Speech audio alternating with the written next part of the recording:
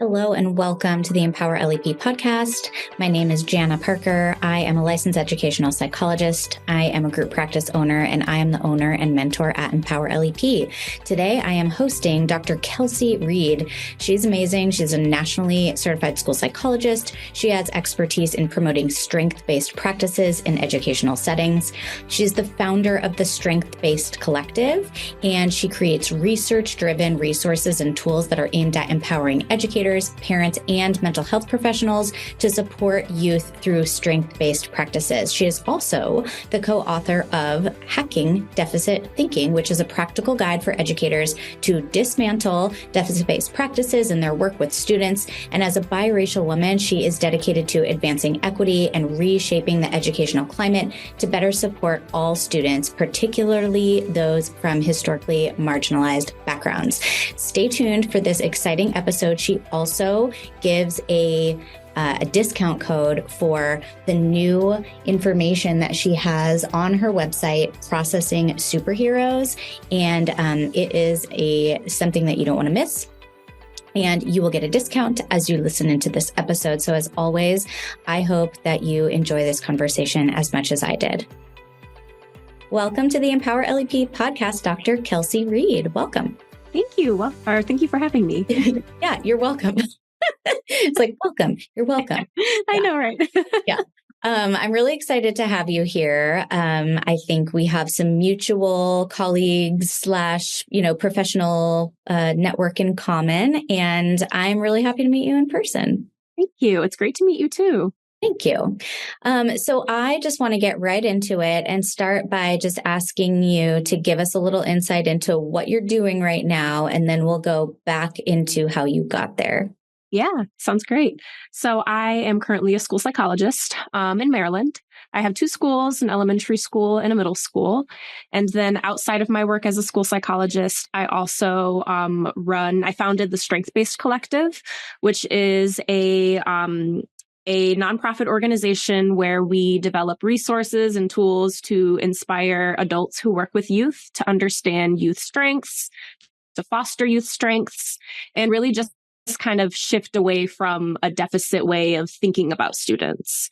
So that's been taking up a lot of my outside work, I guess. And I also have a book that I co-authored with Dr. McClure, who I know you had on a couple of weeks ago. So that's Hacking Deficit Thinking. So my work kind of right now is really just in the space of shifting mindsets and encouraging people to think about students from a positive light. I love that. Okay, I have 2 follow-up questions to that. Number 1 is, how did you get connected with Dr. McClure? Is it like a long-time friendship? Did you go to school together, or did you work in the same district? Yeah, we actually met at NASP. Oh, so we met at NASP while I was in grad school. It was in Chicago that year. I remember because I was living in Chicago at the time, 2018. And I had a poster. At the time, I was doing a lot of research on school discipline, school to prison pipeline. And so was he. And he approached my poster. We got to talking. He's always been just doing amazing advocacy work. And at the time, I was immersed in the research. So we honestly just stayed connected from there, worked on a couple of projects together.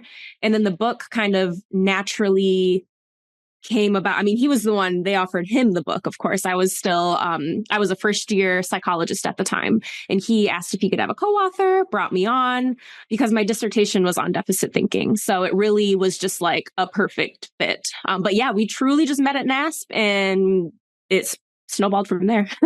That's awesome. It's so cool. I have met so many amazing people going to NASP and going to our state association conference. We just had it a couple weeks ago. And I mean, it is a place for networking. It is so amazing to meet other like-minded professionals, and look at what happened from you just presenting your poster. Exactly. So yeah.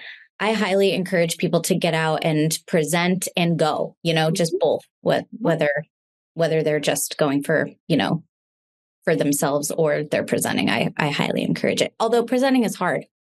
It is. Yeah. It's scary too.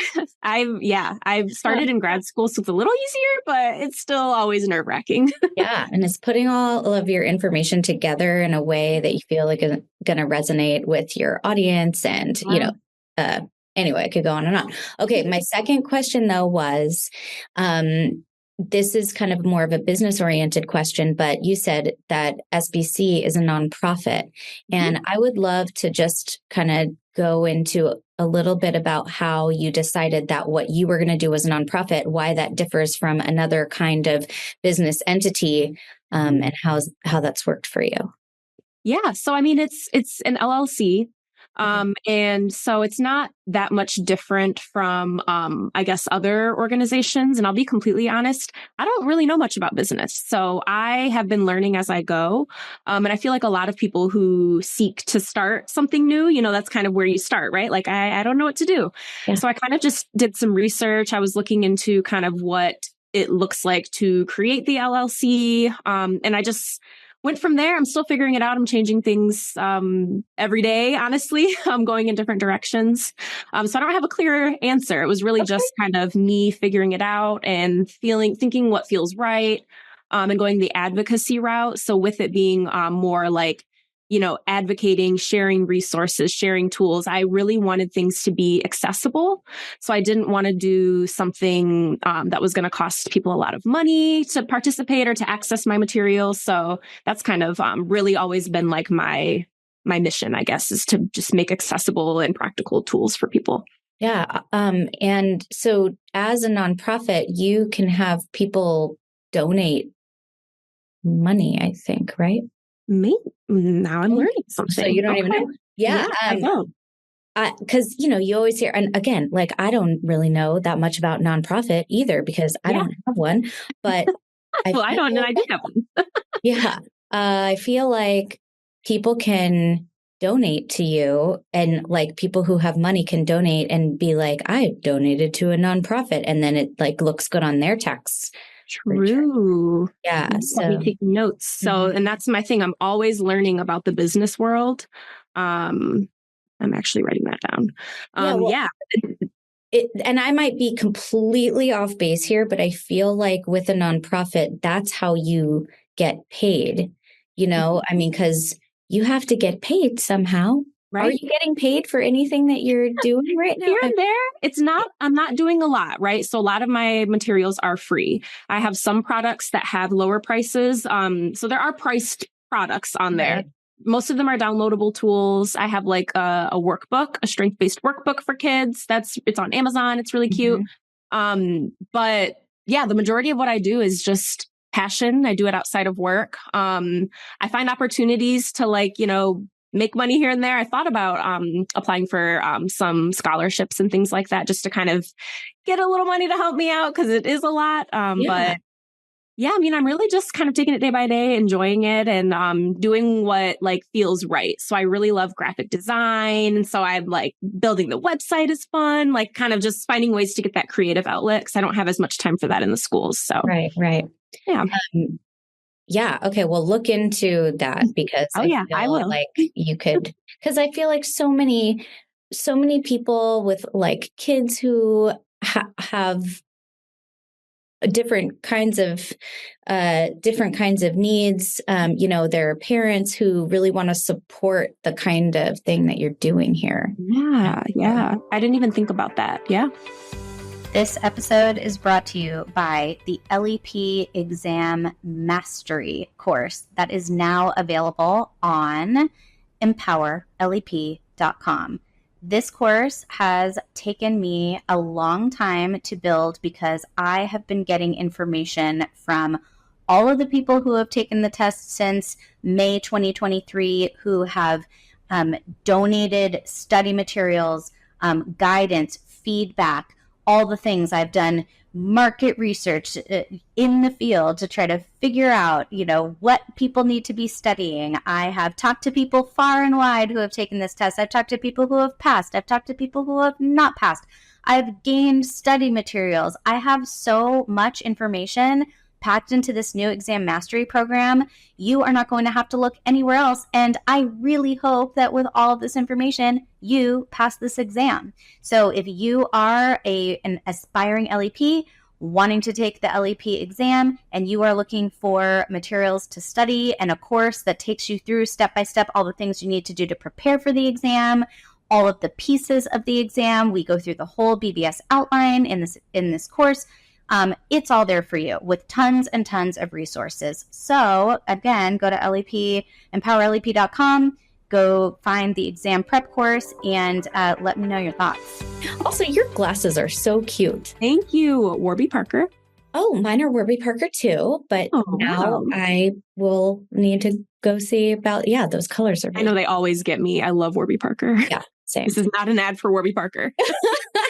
Maybe we can get a sponsorship. Sponsored by Warby Parker. The other thing that I would really like to get sponsored by, though, is this. I haven't done this yet, but when I was at CASP, I was like, everybody needs to have an Awala bottle. Oh, I've never heard of that. Yeah. So this water bottle is, like completely, like it doesn't leak. However, when you can carry it and you click this here, and then you can just like that.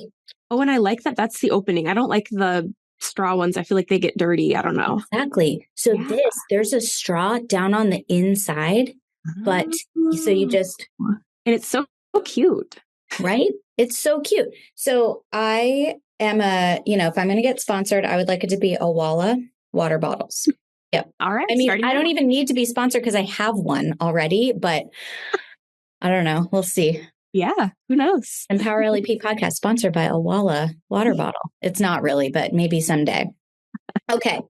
Back on track. Tell me, so let's go back to 2018. I was also at NASP that year, and that was an important year for me as well because that was my NASP debut, and I presented with Jack Naglieri and Steve Pfeiffer and Tulio Otero and someone named Mary, who I can't remember her last name, but we did this symposium, and I felt we were talking about like their tests, and I was a school psychologist at the time, really kind of getting into using the Pfeiffer assessments and the CAS-2.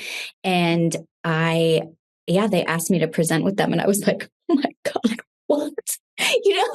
So then I'm like standing there ready to go. I'm like, oh my God, how is this even happening? It was like the highlight of my career. Still to this day, I think is one of the highlights. Amazing. Of my career. Yeah, that was pretty cool. So anyway, NASP, it brings people together. Okay, so take us back.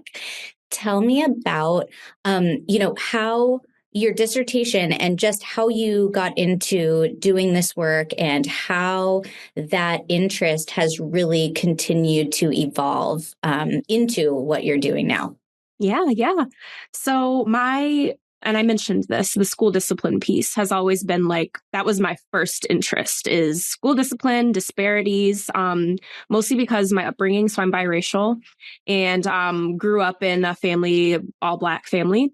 And so I just remember being a kid and noticing how I was treated differently from my siblings who are visibly Black. And along with that, they were both suspended from school during their time in school. And we were in a predominantly white school district. And I never, had any type of interactions with the school discipline world.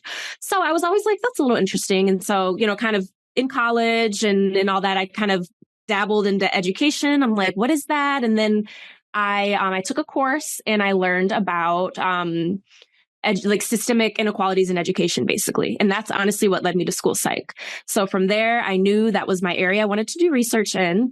And I noticed that a lot of times when people talk about this topic, we're admiring the problem. We're not really thinking about what's the root of it? How can we address it? People are like, this is a problem. This is a problem. And I was like, what are we going to do about it? We know this is a problem. So, so simultaneously, I was doing my practicum experiences in schools. And I just remember sitting in IEP meetings and hearing how staff talked about students and talked about their families in such a negative, blame-based light. Their parents don't care about them. And he just is lazy. And I didn't like it. I was like, I don't know what this feeling is, but this is not why I want to be a school psychologist. I don't like this. And so I remember the moment I was doing research for my literature review. And I found an article on deficit thinking. And I was like, this is what I'm experiencing in my schools. It's deficit thinking and I don't like it. And there has to be another way. And do people even know they're doing it?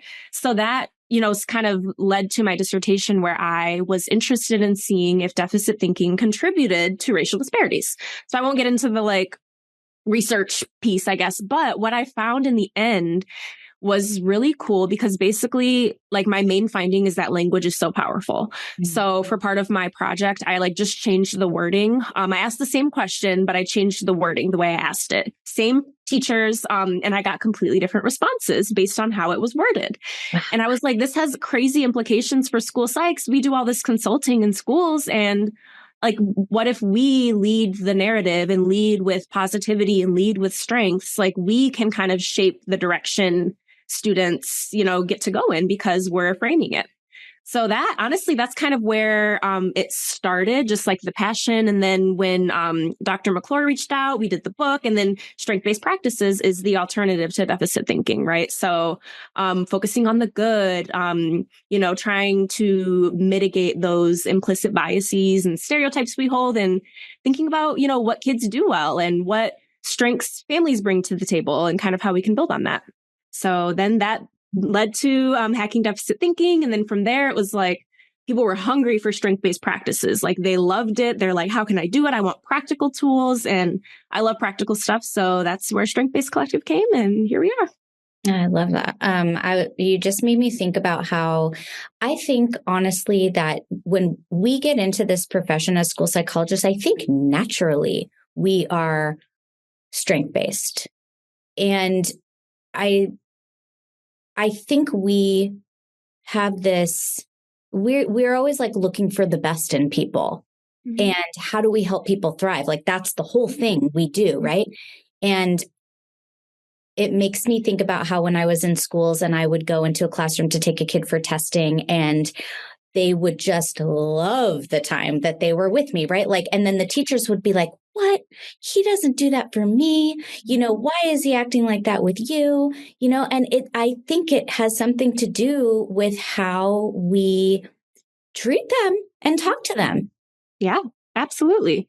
And of course, we are not with them all day, every day. So we don't fall into a negative cycle and pattern of behavior with them. We don't fall into the,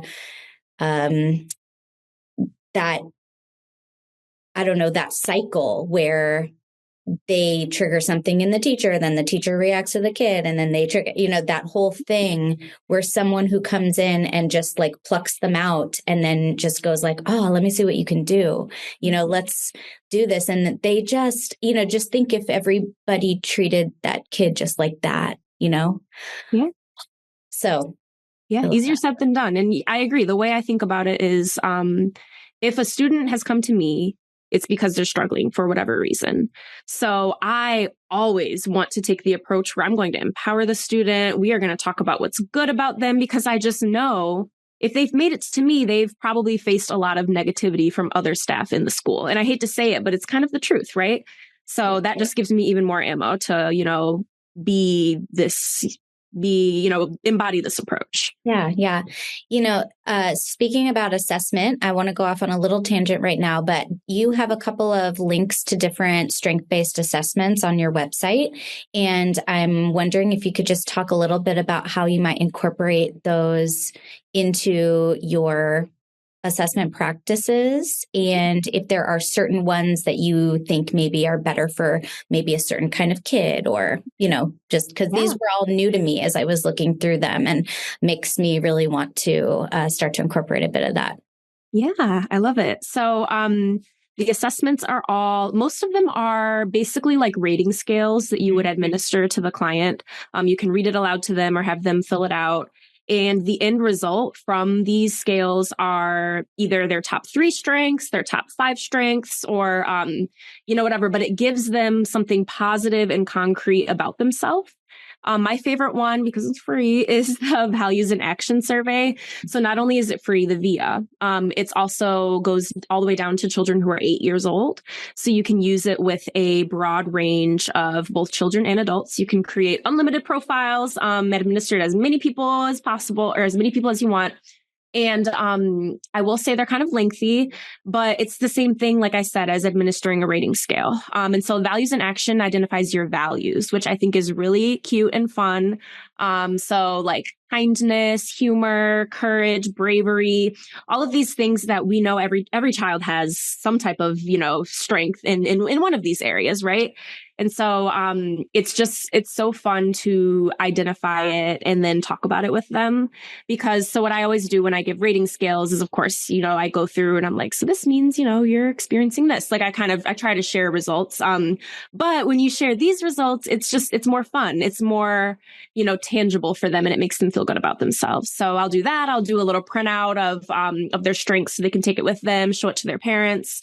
And I developed a tool. If you are like really interested in the VIA, it's my character safari coloring strengths book. I'm completely getting that wrong. It's something along those lines of those words, but I created animals that represent each of the character strengths. Oh. So if you administer the VIA, you can go in and download this tool, and it gives you 3 words that go with each character strength. So like if you're brave, it'll say you're a brave bear, and it'll be like brave bears are courageous. It also encourages vocabulary development and gives them positive words to kind of think about themselves in their coloring pages, so they can color them in and kind of think about how they embody that character strength. So yeah, that would be my favorite one. Awesome. Thank you for sharing. Okay. So Kelsie, take me through as you're now like a school psychologist, and you're like, I've got to start something that is separate. How did you come to start SBC? Yeah. And it's interesting because I've always kind of been doing stuff on the side. Like I mentioned earlier, I love graphic design. So I'm like, how can I find a more like a creative outlet for myself? Schools can get a little monotonous, right? We're tests, we're doing the things. I've always also just wanted to make a bigger impact.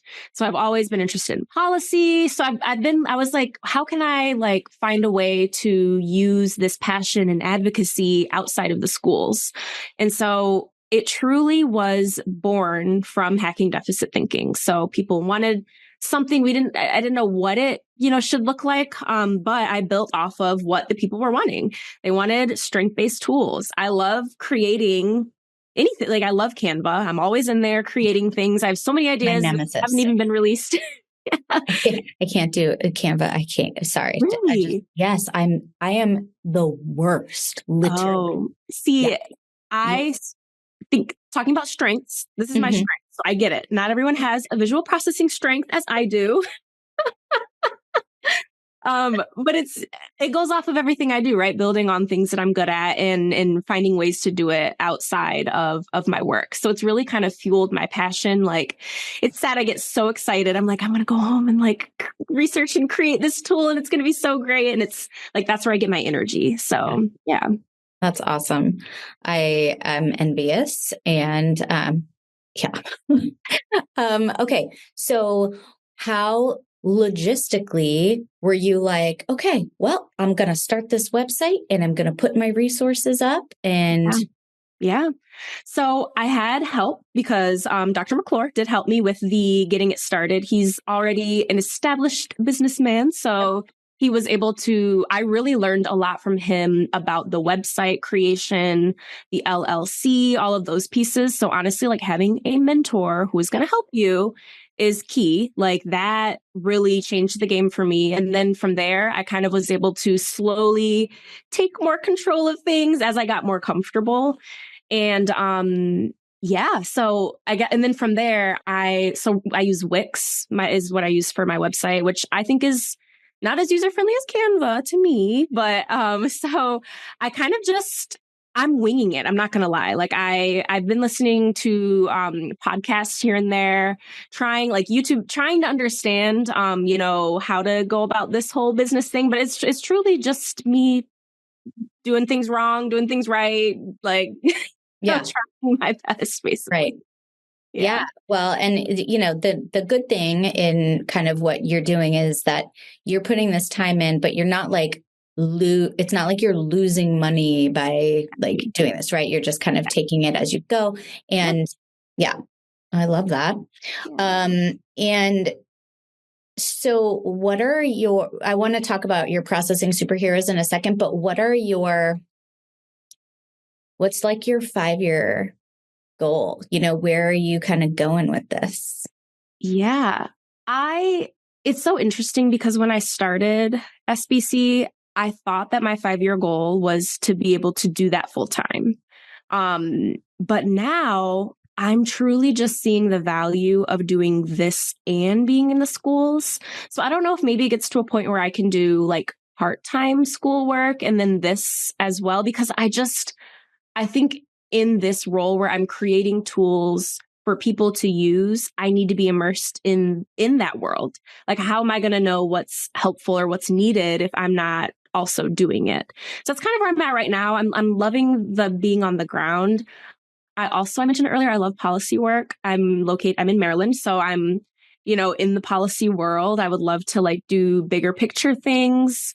So I don't know. It's probably one of those two things, kind of whatever that looks like. But I'm taking it day by day, leading with my passions, leading with my strengths. Yeah. And yeah. All right. Cool. Well, I'm excited to see what happens with you in the next 5 years. Yeah. Okay. Well, tell us about your processing superheroes. And I'm going to do my best to share my screen right now so that if people are watching this, they can look at what we're talking about. Well, that's not. Okay, hold on. No problem. Okay, go ahead and start talking about your processing superheroes. Yes. So I'm very excited about this. I've been working on this project for so long. I just have been trying to find a way to talk about why we're doing what we're doing when we're testing students or testing children. And I always try to explain the cognitive areas to them in user-friendly ways, but I just felt like we needed a better way to do this. Mm-hmm. And so what the processing superheroes are different superheroes that connect to the different cognitive areas that we assess. And their name matches to what it is that they do. So does the item that represents them. So Captain Knowledge, Verbal Comprehension is a book because, that's kind of, it represents the essence of that cognitive area. So there's 7 superheroes. They're super cute and they're in coloring book format. So they're just black and white line drawings. And the way it works is there's the coloring page. There is a page that kind of talks about who they are, what they're good at, and a profile for them and kind of tips for how to strengthen those areas. So it's really a way to just kind of foster conversation and collaboration about the different areas that we are assessing students on. So it kind of empowers them to know, first of all, why we're doing it, what things they're good at, or even like if there's things that they need more support with, kind of how to talk about what that looks like or how to strengthen that area if they're interested. So yeah, it's like I said, it's been a very long project. So I'm excited that it's here and I love it. And I've been getting so much positive feedback from it. So I have 2 versions. I have the free starter pack if you just want to kind of see what's going on. And with that, you get the coloring pages and you get a brief kind of overview of each of the superheroes, also in coloring book format. And then the complete toolkit has like all of that plus, pages that talks about what that strength looks like at home, at school, and with friends. And then there's strength boosting tips. And then there's a page for parents and a page for teachers if you want to like support them in, strengthening a different cognitive area. So, yeah. Amazing. I love that. Okay. And so if somebody does want to get the complete toolkit, how much is it? And then you have a little discount code for our listeners too. Yes. So I know that discount code's there, but I'm going to give you guys a better one. So if you use the code Empower LEP, capital E, capital LEP, yes, you will get 35% off of the complete toolkit. So did I say it's $19.99? Yes, $19.99. So you'll get 35% off with that. Wow. How generous of you. Thank you. No problem. Gosh. Okay, everybody. Empower LEP with a capital E and then capital LEP, right? Correct. Yes. Amazing. For 35% off. Yes. This is so cute. So tell me, if you get the whole, the complete toolkit, are these things that you could you photocopy? Mm-hmm. Yeah. So it's a downloadable and then you can print it and use it as many times Someone reached out and asked if they could make a bulletin board out of it. I was like, absolutely. You download it. It's yours. It's yours to do what you want. Amazing. Thank you. Oh, sweet. Okay, I stopped sharing and now I'm trying to figure out how to get back to it. There we go. Well, I love that. Gosh. Okay, so tell me just a little bit more about the rest of the things that people can find on your website, which is strengthbasedcollective.com, so that they know what they'll be getting when they get there. Yeah, sure. So there's a resources section, and it's broken off by parents, teachers, and school psychologists. Working on broadening that. It's kind of just like my area right now, the groups that I have the most resources for. Yeah. And then there are SBC briefs. So briefs are released each month. It's a one-pager on different topics related to strength-based practices. And those are in different areas as well. I had education, parenting, mental health, and special education. So again, and if you sign up or if you subscribe, then you get those briefs emailed to you every month. I have my community spotlight where I shine a light on different people who are using strength-based practices in the world. So I featured parents, I featured psychologists. I have a teacher that's coming. I'll be releasing that one soon. And then I recently started offering professional development sessions for school districts or organizations. So I'm thinking about the webinars. That might be an offering coming soon, but I'm still, like I said, I'm figuring it out. I'm kind of, taking things as they come. Yeah. So there's that. There's the assessment section, which we talked about, which showcases some of the assessments that I, recommend if you're interested in adopting some of these approaches into your work. And then I have merch. I actually am releasing new merch soon. That's my new strength-based school site kind of on the pocket, which is really cute. Yeah. And and then I have a research section too, which I really need to update. But I like to have articles that people can access about strength-based practices if you want to just kind of learn about the evidence base.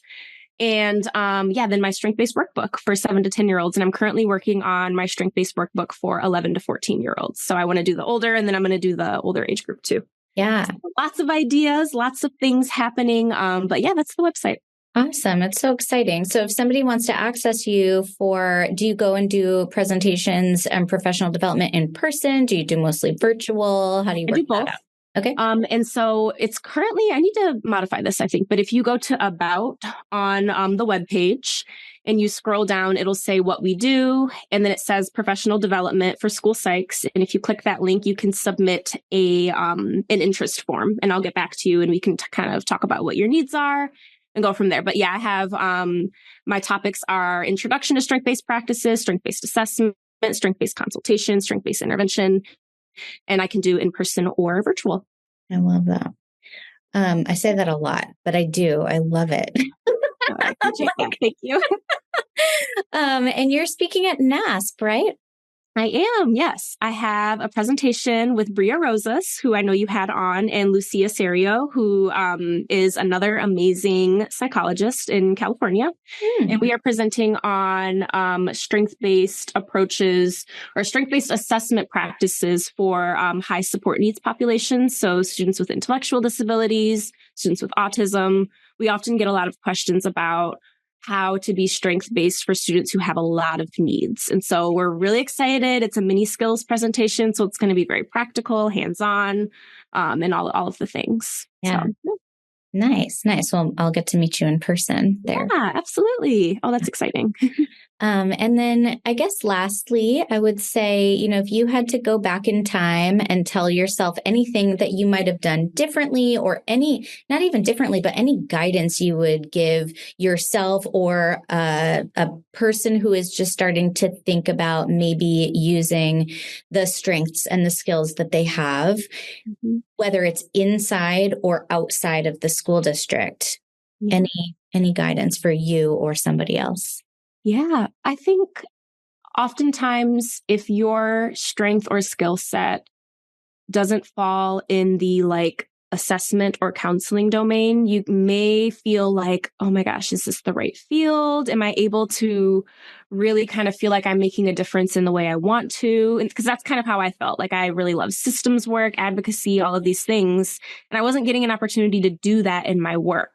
And I was kind of like, I don't know. So I think if you're in that space and you're ever feeling that, first, just taking the opportunity to figure out like, what is it that gets you excited? What is it that like really drew you to the field and has you like keeps you going? And from there, think about either how you can do more of that in your work. And if not, honestly, get creative. Like I'm so serious. I never saw myself having like a whole business outside of my work as a school psych. I never saw that for myself, but I made it happen through hard work, through the passion. And now I just feel like so much more fulfilled in what I do. It's just amazing. And even being able to bring my business tools to my schools, to my settings, like using the things it's incredible. And it just like feels really good to, to be able to do something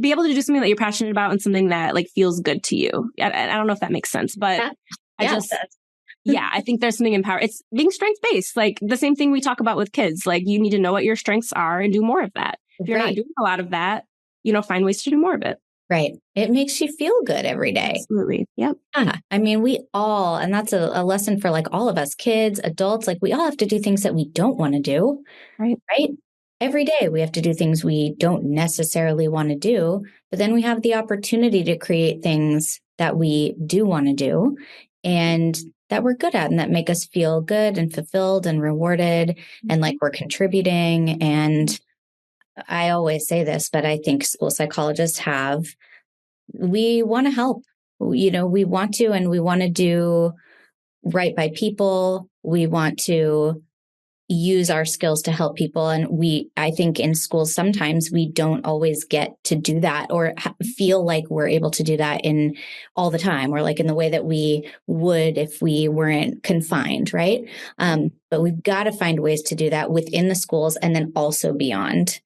And then we'll show up better for other people. Exactly. And there's like an evidence base behind this. Like I told you, there's research on my site. It says, when you do more of things that are related to your strengths, you have more positive mental health outcomes. So it really is a preventative, health factor as well to kind of add more of this to your life. Yeah. Great. Well, Dr. Kelsie Reed, it has been such a pleasure talking with you today. Thanks so much for coming onto the podcast. Yeah, thanks for having me. Yeah, you're welcome. And again, audience, Empower LEP is the code for getting 35% off. I feel like that's even like too much, I feel like you're giving too much away. It's like it's only $19.95 to begin with, but it's all going to a good cause. Absolutely.